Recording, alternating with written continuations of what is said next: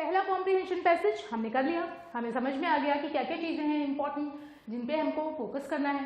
अभी हम दूसरा वाला पैराग्राफ करेंगे, पैसेज करेंगे, और जिससे कि हम और अच्छी तरीके से चीज़ों को ग्रैस्प कर पाएँ, और जब हम कॉम्प्रिहेंशन एग्जाम के टाइम पे करें तो हमें किसी भी तरीके की प्रॉब्लम ना हो। तो क्वेश्चन देखिए सेम ही होता है पहला वाला, read the following passage carefully and on the basis of your reading answer the questions given below it. Okay, तो वो क्वेश्चन वही होगा, बस इसमें चेंजेस होंगे, तो इसको आपको देखना है। तो चलिए इसको मैं पढ़ती हूँ और इसको समझते हैं और फिर इसके आंसर्स देखते हैं। A man was kept in jail without any fault. एक आदमी को जेल में बंद कर दिया गया बिना किसी फॉल्ट, यानी बिना किसी मिस्टेक के, बिना किसी गलती के। तो इसको कैसे सही तरीके से बोलेंगे, एक आदमी को बिना किसी गलती के जेल में बंद कर दिया गया। When the king visited the jail, he told him that he was innocent. और जब जो राजा था उस जगह का, मतलब इसमें दिया नहीं है लेकिन अंडरस्टैंडिंग के लिए बता रही हूँ, कि जब किंग उस जेल में आया, जब जेल को विजिट करने के लिए आया, देखने के लिए आया, तो उसने, उस आदमी ने उसको बताया कि किसने किसको बताया। अब यहाँ पे देखिए, he told him, तो he for the man and him for the king। तो उस आदमी ने राजा को बताया कि वह इनोसेंट है। इनोसेंट मतलब निर्दोष है। The king found out that this was true, और किंग को यह पता चला कि वो सही था। He gave him a sum of money and set him free. उसने उसको थोड़े से पैसे दिए और उसको फ्री छोड़ दिया, ठीक है, मतलब उसको स्वतंत्र कर दिया। अब क्या हुआ, he went straight to the market where some birds were kept for sale. और वो डायरेक्ट, मतलब स्ट्रेट वो मार्केट में गया जहां पे कुछ चिड़ियों को सेल के लिए, बिक्री के लिए रखा गया था। He purchase all the birds from the shopkeeper and set them free. और जो राजा ने जो उसको पैसे दिए थे ना, उसने सारे पैसों से क्या, वो चिड़ियों को, जो सेल के लिए चिड़ियां रखी गई थी, उनको शॉपकीपर से खरीद लिया और सबको आजाद कर दिया। सेट देम फ्री, आजाद कर दिया। At this, the shopkeeper was surprised, और इस पे शॉपकीपर यानी दुकानदार जो चिड़ियों को बेच रहा था, वो बहुत ज्यादा आश्चर्यचकित हुआ। Then the man said to him, तब उस आदमी ने उससे कहा, मतलब किसने कहा, उस आदमी ने शॉपकीपर से कहा, If you had been in prison like me for no fault, you would have done the same. अगर तुम भी मेरी तरह जेल में बिना किसी गलती के बंद किए जाते, तब तुम भी ऐसा ही करते। ठीक है, बात समझ में आ गई।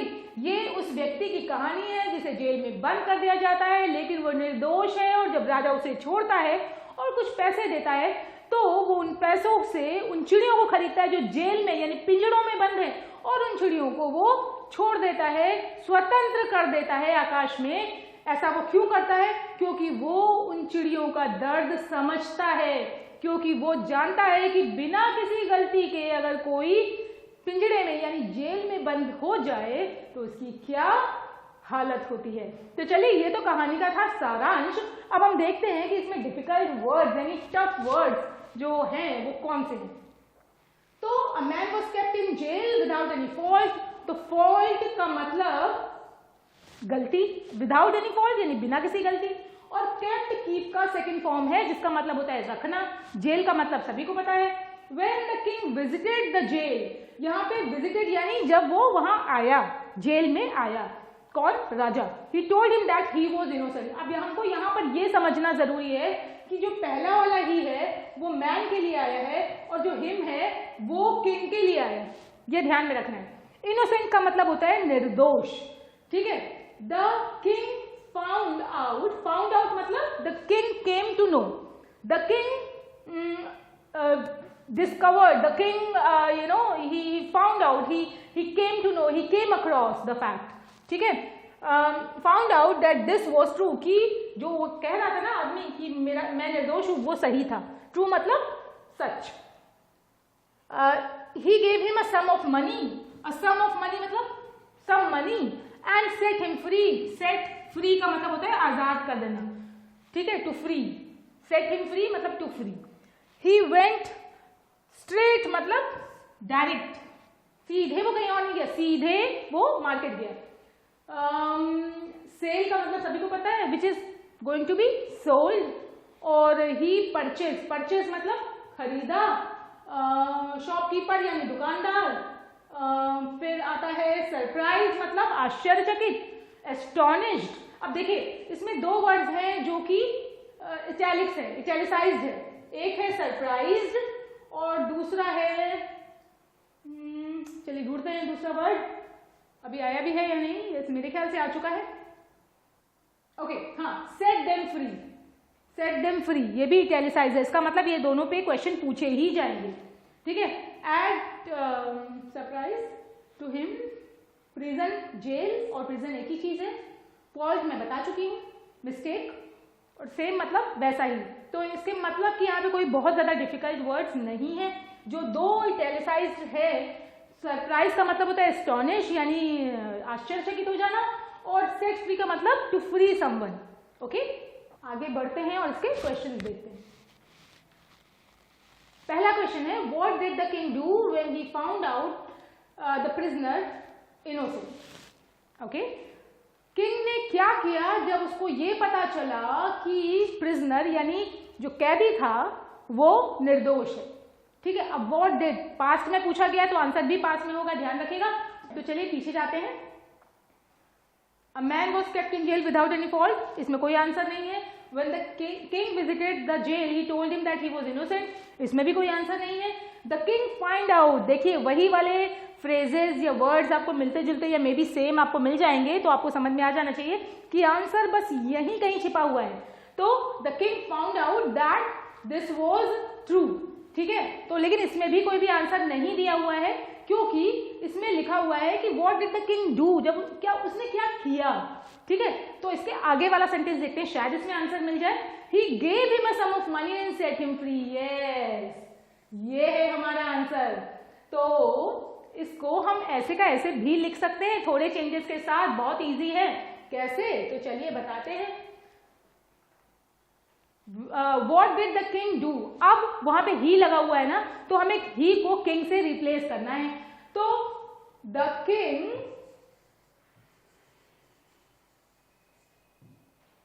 क्या किया था किंग ने, set him free, he gave him a sum of money and set him free.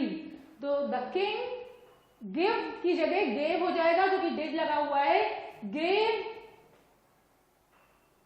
अच्छा, इसको मैं आपको एक बात बताती हूँ कि इसको ऐसे भी लिख सकते हैं कि व्हेन, यहां पे व्हेन से भी स्टार्ट कर सकते हैं, व्हेन से भी स्टार्ट कर सकते हैं। दो तरीके से सेंटेंस को लिख सकते हैं, एक तो जैसा मैं बता रही हूं वैसे भी स्टार्ट कर सकते हैं, और दूसरा व्हेन से भी स्टार्ट कर सकते हैं। तो जैसे हिंदी में बोलेंगे कि राजा ने उसको कुछ पैसे दिए और उसको स्वतंत्र कर दिया जब उसे ये पता चला कि वो इनोसेंट था, ठीक है। ऐसे भी लिख सकते हैं, जब राजा को पता चला कि कैदी निर्दोष है तो उसने उसको कुछ पैसे दिए और उसको स्वतंत्र कर दिया। तो the king gave the prisoner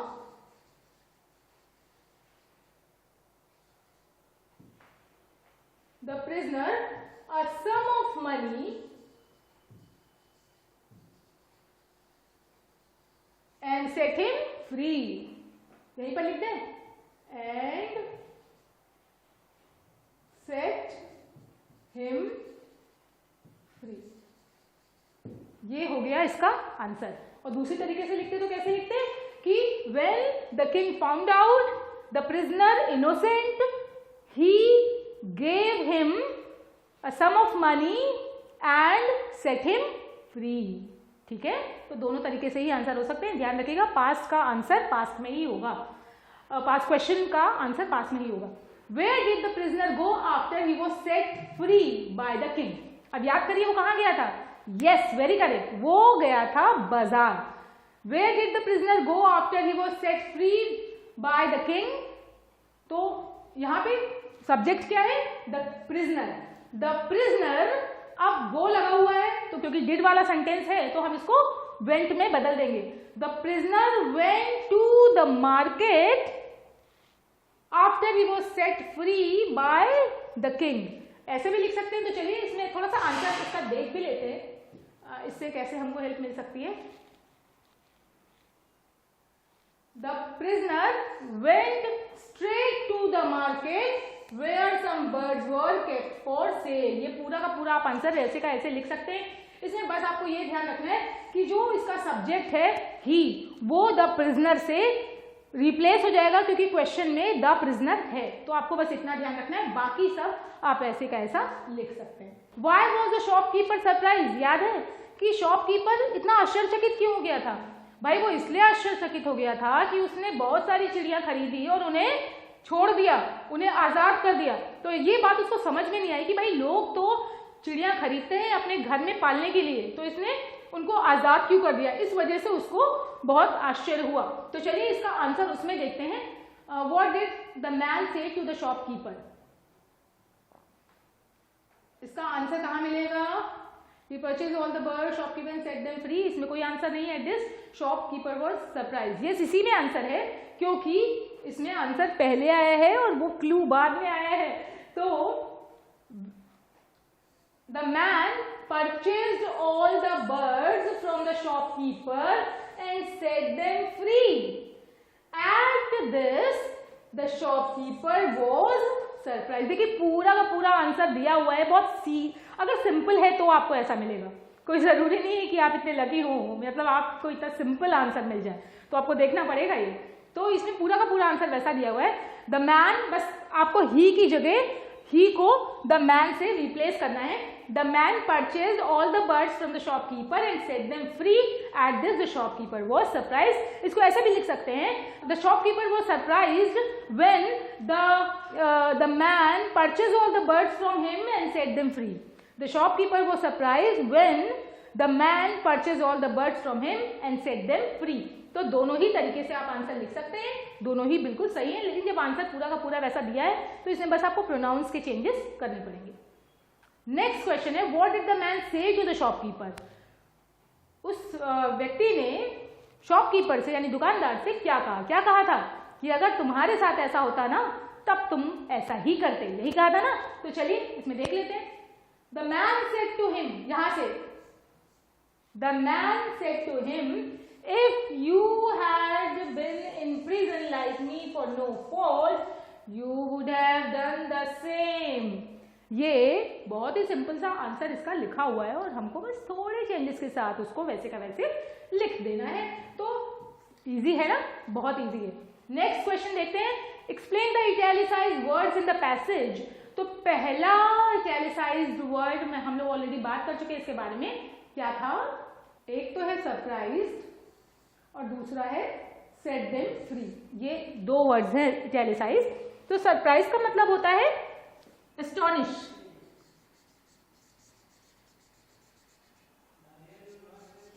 astonish, और सेट देम फ्री का मतलब होता है टू फ्री समवन। ठीक है, ये इसके मीनिंग है। तो एक्सप्लेन दिया हुआ है, लेकिन अगर आप उसका वन वर्ड आंसर भी लिखते हैं तो भी कोई गलत नहीं। ठीक है, अच्छा अब नेक्स्ट है सेंटेंस, नेक्स्ट है question, give a suitable title to the above passage. अब सूटेबल टाइटल क्या हो सकता है? इसको हमने पूरा पढ़ा है। हम सूटेबल टाइटल हम इसके हिसाब से क्या हो सकता है? इनोसेंट, गिल्टी, इनोसेंट गिल्टी या इनोसेंट मैन। ठीक है, एन इनोसेंट मैन, ये हो सकता है। मैंने आपको बताया कि टाइटल में 2 या 3 उससे ज्यादा वर्ड नहीं लिखना और पूरा सेंटेंस नहीं लिखना है। ठीक है, या फिर हो सकता है चेंज ऑफ हार्ट, एक और कुछ, चेंज ऑफ हार्ट, या फिर ट्रू हार्ट, ट्रू हार्ट। तो ये इस तरीके से करके हमारे कई सारे मतलब 3 हमारे टाइटल बन गए ट्रू हार्ट, और आपको इसमें मिल जाएगा। एंड इनोसेंट वर्ड भी इसमें है, मैन वर्ड भी इसमें है, और हार्ट नहीं पता मुझे शायद, लेकिन ये अपने आप से सोचा गया है। ट्रू वर्ड तो है, तो ट्रू के साथ आप कोई इसमें नाउन लगा सकते हैं। तो इस तरीके से आप अपने टाइटल को बना सकते हैं। तो चलिए अब हम लोग नेक्स्ट क्वेश्चन यानी नेक्स्ट पैसेज करेंगे, और इस पैसेज को देखते हैं। थोड़ा सा डिफरेंट टाइप का है, थोड़ा लेंदी भी है, तो बोर मत होइएगा, इसको समझने की कोशिश करिएगा। If your answer is yes then you are not a robot. Unlike robots we human beings have feelings, emotions and dreams. We are all meant to grow and stretch despite our circumstances and our limitations. तो एक एक करके हम sentence को बताते जाए, पता चले कि सारा मीनिंग ही भूल गए। अगर आपका आंसर सही है या हाँ है, अगर आपका आंसर हाँ है, हाँ में है, तो इसका मतलब कि आप एक रोबोट नहीं है। अनलाइक रोबोट्स, हम रोबोट्स की तरह नहीं है। हमारे इमोशंस होते हैं, हम ह्यूमन बीइंग्स को यानी इंसानों को फीलिंग्स होती हैं, उनकी भावनाएं होती हैं, उनको उनके ड्रीम्स होते हैं, कुछ सपने होते हैं, ठीक है। और लेकिन रोबोट्स को नहीं होते ना, तो इसलिए अनलाइक लिखा हुआ है, ठीक है। इसमें नॉट यानी नॉट का सेंस ऑलरेडी है अनलाइक की वजह से। We are all meant to grow, हम सभी ग्रो होना है हमको, और stretch despite our circumstances and our limitation. हम सभी को आगे बढ़ना है, अपने आप को स्ट्रेच करना है, यानी अपने आप को खींचना है। यहाँ पे स्ट्रेच करने का मतलब यहाँ पे हमें अपने आप को आगे बढ़ाना है, चाहे डिस्पाइट मतलब कि कितनी भी होने के बावजूद, जैसे डिस्पाइट और इंस्पाइट ऑफ लगाते हैं ना, तो इंस्पाइट ऑफ का भी मतलब बावजूद होता है, और डिस्पाइट में ऑफ नहीं लगाते, लेकिन इसका भी मतलब बावजूद होता है। तो despite our circumstances and limitations, हमारी परिस्थितियों और लिमिटेशंस के बावजूद, यानी हमारी जो बहुत ही हम लिमिटेड होते हैं, यानी बहुत सीमित, जो भी सीमित होने के बावजूद भी हम बढ़ते हैं और हमें बढ़ना है आगे, ठीक है। Flourishing and trying to make our dreams come true is great when life is going our way. तो फ्लॉरिश करना और उनको आगे बढ़ना, कोशिश करना, अपने ड्रीम्स को, अपने सपनों को सच करने के लिए बहुत ही अच्छा होता है जबकि लाइफ हमारे हिसाब से चल रही होती है। यानी क्या होता है, हमने किसी एग्जाम के लिए तैयारी की और हमारा पहले अटेम्प्ट में उस एग्जाम में हो गया, तो क्या है, life is going our way, तो अरे सब कुछ बहुत अच्छा है, इसमें ठीक है, बहुत अच्छी बात है। लेकिन जब लाइफ आपके अनुरूप ना चल रही हो, तब भी हमको अपने परिस्थितियों से और सीमित चीज़ों के बावजूद भी हमें आगे बढ़ना होता है और अपने सपनों को सच करना होता है, ठीक है। But what happens when it's not, जब हमारी लाइफ हमारे हिसाब से चली तब तो सब अच्छा है, लेकिन तब क्या होता है जबकि ये नहीं चल रही होती है, okay. What happens when you fail despite all of your hard work, और क्या होता है कि जबकि बहुत अपने बेस्ट एफर्ट्स करने के बाद, अपने भरसक प्रयत्न करने के बाद, बहुत हार्ड वर्क यानी बहुत मेहनत करने के बावजूद भी हम फेल हो जाते हैं। Do you stay down and accept the defeat, और do you get up again and again until you are satisfied. तो क्या आप बैठ जाते हैं और मान लेते हैं, अपनी हार को मान लेते हैं, या फिर आप वापस उठते हैं और बार बार तब तक आप प्रयास करते रहते हैं जब तक कि आप सेटिस्फाइड ना हो जाए। If you have a tendency to persevere and keep going, then you have what experts call grit. तो अगर आप में ये आदत है, टेंडेंसी है, हैबिट है परसिवियर करने की, बार बार प्रयत्न करते रहने की, तो और बराबर प्रयास करते रहने की, तो उसी को एक्सपर्ट ग्रिट कहते हैं। अब ग्रिट यानी परसिवियर। ग्रिट, वैसे तो ग्रिट जब कुछ खाने में कंकर आ जाता है तो भी बोलते हैं इट इज ग्रिटी, ओके, तो वो ध्यान रखिएगा। यहाँ पे ग्रिट का मतलब परसिवियर से है। आगे बढ़ते हैं, आई होप कि इतना आपको समझ में आ गया। इसकी पूरी स्टोरी ये है कि हम रोबोट की तरह नहीं है, हमारे कुछ सपने हैं, हमारे कुछ अपने कुछ ड्रीम्स हैं, कुछ फीलिंग्स हैं, इमोशंस, मतलब हम फील करते हैं। तो क्या होता है कि जब हमें लाइफ हमारे हिसाब से चल रही होती है, सब कुछ हमारे हिसाब से चल रहा होता है, तब सब कुछ अच्छा होता है। लेकिन तब क्या हो जबकि लाइफ हमारे हिसाब से ना चल रही हो। तो अगर आपको अपना बेस्ट करने के बाद, हार्डवर्क करने के बाद भी अगर हार का सामना करना पड़े, तो क्या आप थक जाएंगे? क्या आप अपनी हार को मान लेंगे? और अगर आप हार ना मानते हुए आप बराबर प्रयास करते रहते हैं, तो उसी को एक्सपर्ट क्या कहते हैं? ग्रिट कहते हैं। अब ये ग्रिट क्या है, चलिए आगे, क्योंकि ये बहुत बड़ा पैराग्राफ था, एक स्लाइड में आना मुश्किल था, तो इसको हमने आगे दूसरी स्लाइड में इंक्लूड किया है। अब इसको आगे पढ़ते हैं, ये उससे भी बड़ा है, डोंट वरी, इजी है। फॉलिंग डाउन और failing is one of the most agonising, embarrassing and scariest human experiences. तो गिरना, देखिए अभी याद है ना, जरा से गिर जाते हैं तो हम सबसे पहले चोट के बारे में नहीं सोचते, हम ये सोचते हैं किसी ने हमको देखा तो नहीं।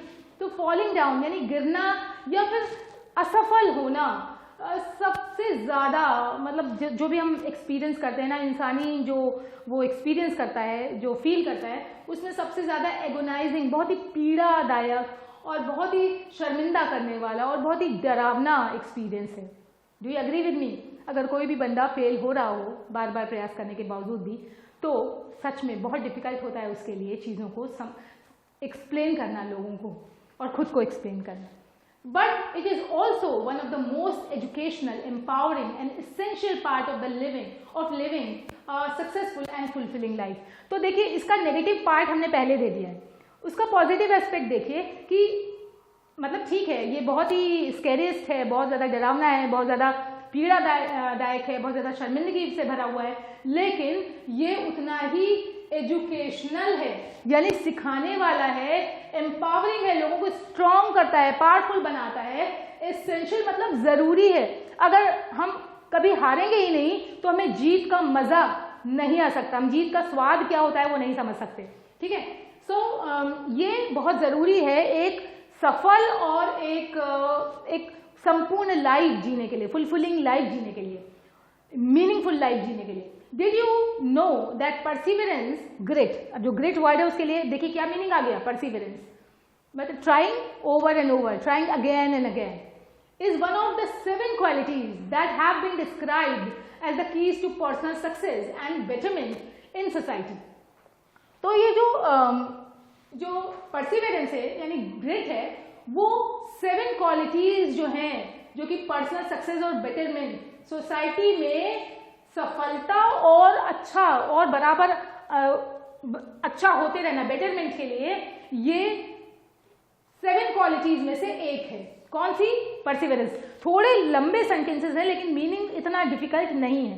ये कह रहा है, इसमें देखिए सेंटेंस बड़ा है, डिड यू नो, क्या आप जानते हैं कि perseverance is one of the 7 qualities, perseverance उन 7 क्वालिटीज में से, 7 गुणों में से एक है, दैट हैव बीन डिस्क्राइब्ड, जिन्हें की डिस्क्राइब किया गया है 7 keys to personal success and betterment in society, जिन्हें समाज में सक्सेस, व्यक्तिगत सफलता और हमेशा बेटर होने के लिए कीज माना गया, मतलब जरूरी माना गया है। तो क्या आप जानते हैं कि परसिवरेंस उन 7 गुणों में से एक है जिन्हें सोसाइटी में सफल होने के लिए महत्वपूर्ण माना गया है। तो इतना सेंटेंस को तोड़ लीजिए तो आपको समझ में आने लगेगा।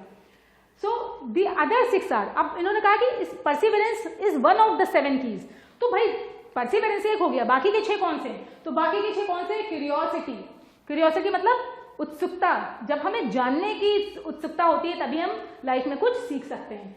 ग्रैटिट्यूड, हर बात पे ऊपर वाले के लिए कृतज्ञ होना, या फिर जिसने भी हमारे लिए अच्छा किया उसके लिए कृतज्ञता का भाव, ये भी हमें जिताने के लिए बहुत इंपॉर्टेंट है। ऑप्टिमिज्म यानी क्या? आशावादी, अगर आशावादी होंगे तो आगे बढ़ेंगे। सेल्फ कंट्रोल, अपने ऊपर कंट्रोल, यानी गलत काम नहीं करना है चाहे कुछ भी हो जाए, अपनी विल पावर को स्ट्रॉन्ग करना, ठीक है। फिर social intelligence and zest, social intelligence मतलब जो एक बुद्धिमत्ता की जरूरत होती है, दैट इज रिक्वायर्ड, और जेस्ट मतलब जील, उत्साह ही नहीं है तो लाइफ में कैसे आगे बढ़ेंगे, ठीक है। तो ये 6 क्वालिटीज और बताई हैं ग्रिट यानी परसिवरेंस के अलावा। अब आगे बढ़ते हैं। Thomas Edison is a model for grit for trying 1000+ times to invent the light bulb. अब थॉमस एडिसन के बारे में बात की गई है। थॉमस एडिसन वो व्यक्ति है जिनको सभी जानते हैं, क्योंकि लाइट को जब हम देखते हैं तो हमें उनकी याद जरूर आती है, मतलब आनी चाहिए अगर नहीं आती है तो, क्योंकि वो ही हैं जिन्होंने पूरे संसार को जगमगा दिया। तो थॉमस एडिसन मॉडल है परसिवरेंस का, यानी वो ही एक तरीके से देखा जाए कि अगर ग्रिट के बारे में बात आती है तो उनसे अच्छा उदाहरण परसिवरेंस के लिए, यानी बार बार प्रयास करते रहने के लिए थॉमस एडिसन के अलावा कोई और नहीं हो सकता। क्यों? क्योंकि उन्होंने 1000 से भी ज्यादा बार प्रयास किए थे लाइट बल्ब को इन्वेंट करते समय। Are you getting my point? Thomas Edison क्यों ग्रिट यानी परसिवेरेंस के सबसे ज्यादा उनको कह सकते हैं सबसे सर्वोत्तम उदाहरण है। क्यों? क्योंकि उन्होंने जब लाइट बल्ब का इन्वेंशन वो कर रहे थे, तो जब उनका फाइनल लाइट बल्ब का जब इन्वेंशन वो कर पाए, उसके पहले उनको 1000 से भी ज्यादा प्रयास करने पड़े। हर बार वो फेल हो रहे थे, हर बार फेल हो रहे थे। सोचिए अगर वो 1000वें बार कहते कि भाई अब नहीं, तो क्या हम इस जगमगाती हुई दुनिया में रह पा रहे होते? या हो सकता है रह पा रहे होते, लेकिन थॉमस एडिसन तो ये काम ना कर पाते। तो इसका मतलब परसिवेरेंस ने ही उनको इस काम के लिए प्रेरित किया। If you are reading this with lights on in your room, you know well he succeeded. और अगर तुम ये पैराग्राफ पढ़ रहे हो लाइट्स अपने कमरे में लाइट्स ऑन करके, तो इसका मतलब कि तुम ये समझ गए हो कि वो सक्सीड हुए, वो सक्सेसफुल हुए। सक्सीड मतलब सफल होना। When asked why he kept going despite his hundreds of failures, he merely stated that he had been not failures. अब देखिए बड़ी ही अच्छी बात कही गई है कि जब उनसे पूछा गया कि क्यों वो बराबर, मतलब इतने सारे हजारों फेलियर्स के बावजूद भी, सैकड़ों फेलियर्स के बावजूद भी, सैकड़ों असफलताओं के बावजूद भी वो क्यों प्रयास करते रहे, तो उन्होंने सिर्फ इतना ही कहा कि ये फेलियर है ही नहीं, क्योंकि जब हम जीत गए, जब हमने जो बात हमें पानी थी वो हमने पा ली, तो बाकी की सफलताएं, मतलब असफलताओं को कौन याद करता है? सिर्फ सफलता के ही बारे में लोग बात करते हैं। There were hundreds of ways not to create a light bulb. बहुत कई हजारों कारण थे कि लाइट बल्ब क्रिएट ना हो पाता। यानी कि अगर वो चाहते तो बहुत सारे एक्सक्यूजेस दे सकते थे, बहुत सारी बातें बना सकते थे कि क्यों लाइट बल्ब वो नहीं इन्वेंट कर पाए, लेकिन उन्होंने ऐसा नहीं किया। This statement not only reveal his great but also his optimism for looking at the bright side, तो ये स्टेटमेंट, ये उनके रिवील, उनके ग्रिट यानी परसिवेरेंस यानी बार बार जो उन्होंने जो प्रयास करने का जो उनका नेचर था उसको ही नहीं बताता, बल्कि उनकी आशावादिता और किस तरीके से वो एक किसी चीज का ब्राइट एस्पेक्ट देखते हैं, कैसे किसी का वो जो नेगेटिव ना देखकर पॉजिटिव एस्पेक्ट यानी पक्ष को देखते हैं, उसके बारे में बताता है। ठीक है, तो आई होप कि आपको ये समझ में आ गया होगा। आगे बढ़ते हैं, और अभी यह खत्म नहीं हुआ है क्योंकि हम ग्रिट के बारे में बात कर रहे हैं। Grit can be learn to help you become more successful. Grit यानी परसिवेरेंस हमें और ज्यादा सक्सेसफुल होने में हेल्प कर सकता है। One of the techniques that helps is mindfulness, और उनमें सबसे ज्यादा जो सबसे वन ऑफ द टेक्निक्स है वो कौन सी है? वो माइंडफुलनेस है। यानी अगर हमें पता हो कि हम क्या कर रहे हैं, माइंडफुल होकर हम कोई भी चीज काम करते हैं। Mindfulness is a practice that helps the individual stay in the moment by bringing awareness of his और हर एक्सपीरियंस विदाउट जजमेंट। और क्या होता है जब हम प्रेजेंट में रहते हैं, वर्तमान में रहते हैं, क्या होता है कि हम कहीं और सोचते रहते हैं, तो पास्ट में रहते हैं या फ्यूचर में रहते हैं, तो ऐसे में हम परसिवेरेंस को यानी ग्रिट को प्रैक्टिस नहीं कर पाएंगे। इसको फॉलो करने के लिए, इसको प्रैक्टिस करने के लिए हमको बहुत जरूरी है कि हम प्रेजेंट में रहें और जजमेंट किए बगैर हम अपना काम करते रहें। This practice has been used to quiet, quiet का यहाँ पे मतलब है, क्वाइट का मतलब शांत, quiet, okay, quiet the noise of their fears and doubts. और ये प्रैक्टिस उनके डर को और उनकी शंकाओं को की आवाज को शांत करने के लिए बहुत ज्यादा अच्छी होती है। मतलब ये प्रैक्टिस की जाती थी। क्या? माइंडफुलनेस की प्रैक्टिस, कैसे प्रेजेंट में रहें। तो जब आप प्रेजेंट में रहेंगे तो आपका डर और आपका ये जो डाउट है, शंका है, ये सब चला जाएगा। Through this simple practice of mindfulness, individuals have the ability to stop the self-sabotaging downward spiral of hopelessness, despair and frustration. तो सेल्फ सेबोटाइजिंग का मतलब है अपने आप को जो आत्मघातक होता है, अपने आप को परेशान करने वाला। तो through this simple practice of mindfulness, अगर ये सिंपल प्रैक्टिस है माइंडफुलनेस की अगर कोई भी करता है तो ही हैज द एबिलिटी, वो उसमें एक तरीके की सामर्थ्य हो जाती है कि वो अपने जो सेल्फ सेबोटाइजिंग जो एक नेचर होता है, खुद के लिए जो खुद को जो हानि पहुंचाने वाला होता है, वो उसको वो रोक सकता है। तो कैसा? क्योंकि अगर सेल्फ सेबोटाइजिंग होगा तो इसका मतलब कि वो होपलेसनेस, मतलब कुछ भी नहीं है लाइफ में, या डिस्पेयर है, निराशा है, फ्रस्ट्रेशन है, ठीक है, तो ये सारी चीजें इसमें रहती हैं। फिर है what did you do to overcome the negative and self sabotaging feeling of failure. आपने अपने नेगेटिव और सेल्फ सेबोटाइजिंग फीलिंग, जो फेलियर की वजह से जो आपको हुआ था कि मैं कुछ नहीं बचा, अब तो मैं कुछ कर ही नहीं पाऊंगा या मैं कुछ नहीं कर पाऊंगी वगैरह वगैरह, इस तरीके की फीलिंग्स को ओवरकम करने के लिए आपने क्या किया। Reflect on what you did and try to use those same powerful resources to help you today. तो आप ये सोचिए थोड़ी देर के लिए कि आपने क्या किया अपने फेलियर के सेल्फ सेबोटाइजिंग फीलिंग को ओवरकम करने के लिए, को हटाने के लिए।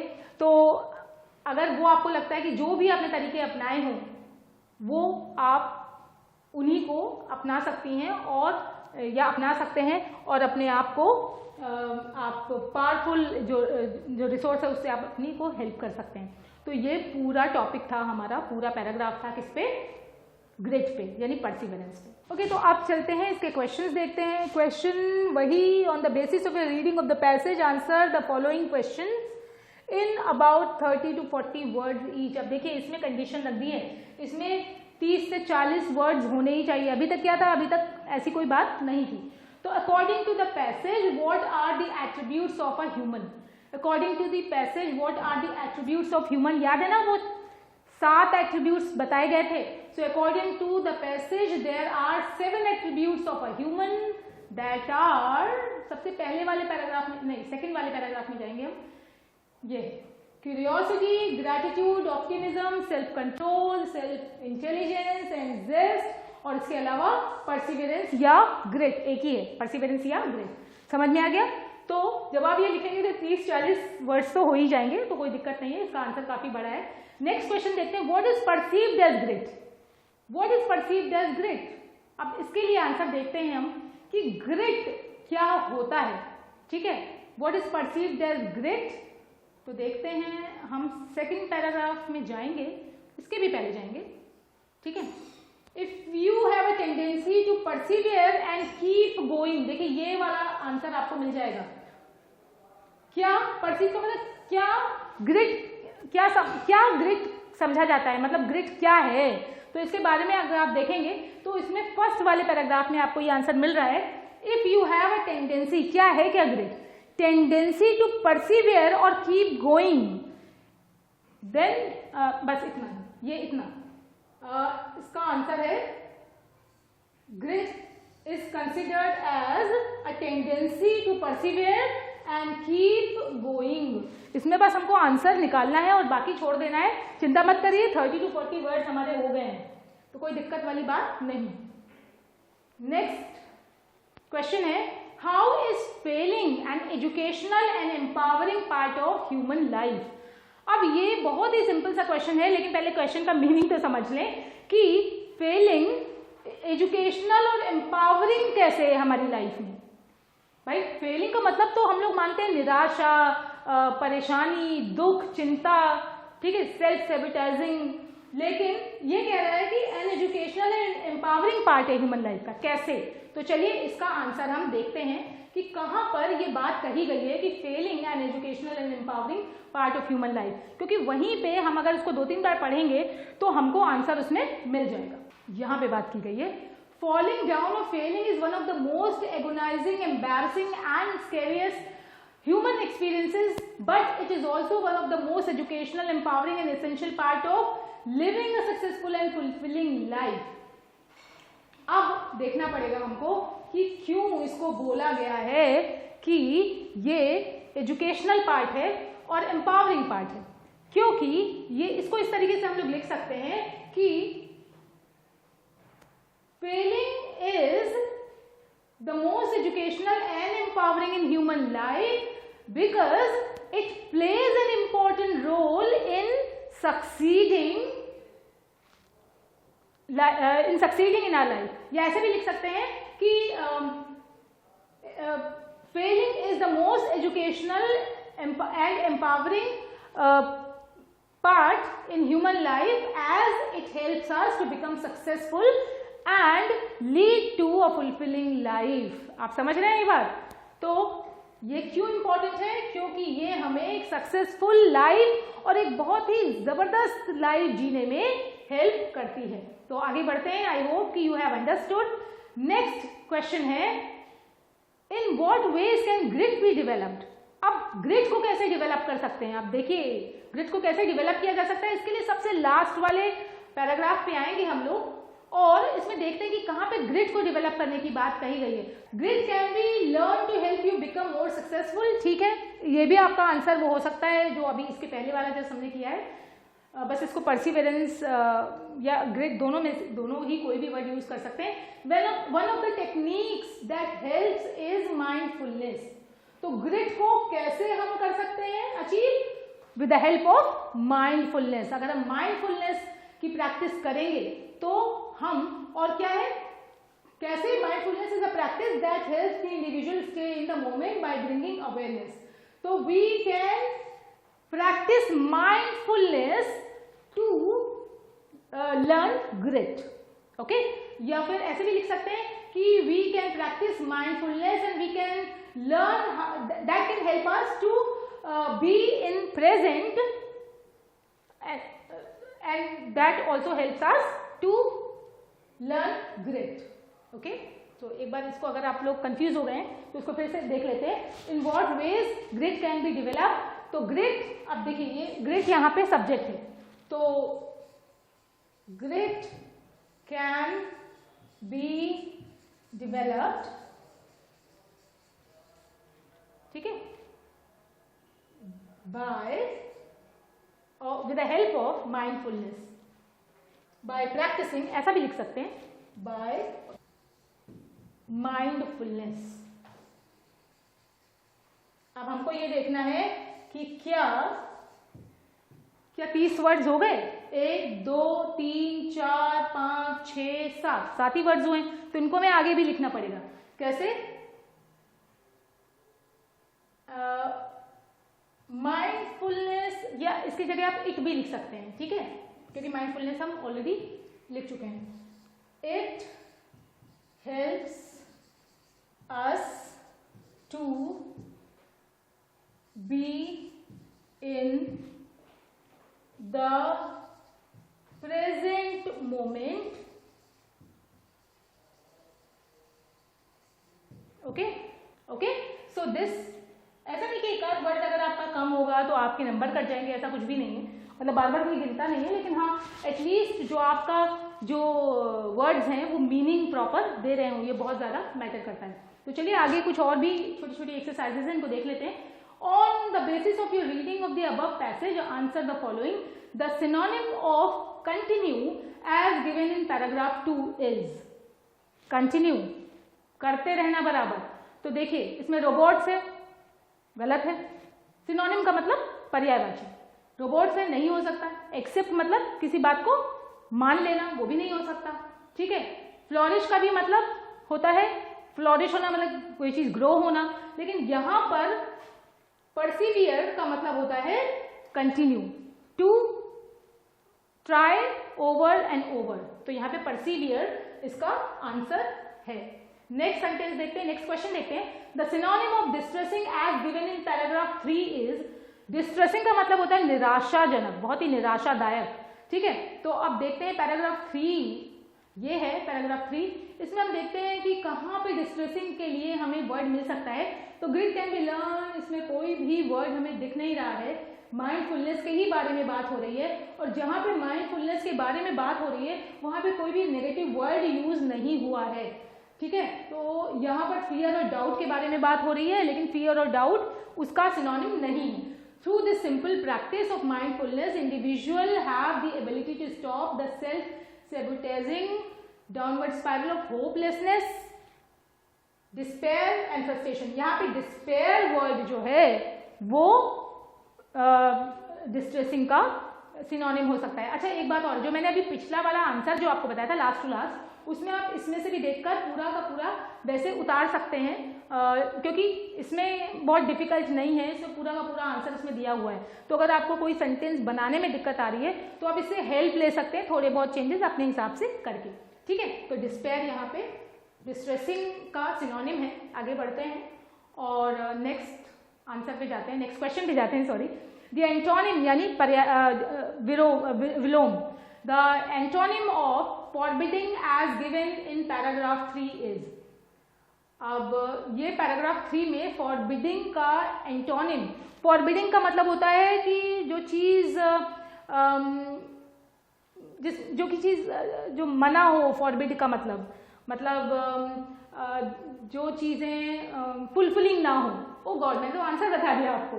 फॉरबिडिंग का जो ऑपोजिट है वो फुलफिलिंग है। फुलफिलिंग इसका ऑपोजिट है, मतलब फुलफिलिंग मतलब जो चीज़ पूरी तरह से फुलफिलमेंट हो, जिसमें जो पूर्ण हो, जो फॉरबिडिंग में जिसमें कोई भी चीज़ मना हो, वो पूर्ण ना हो, ठीक है।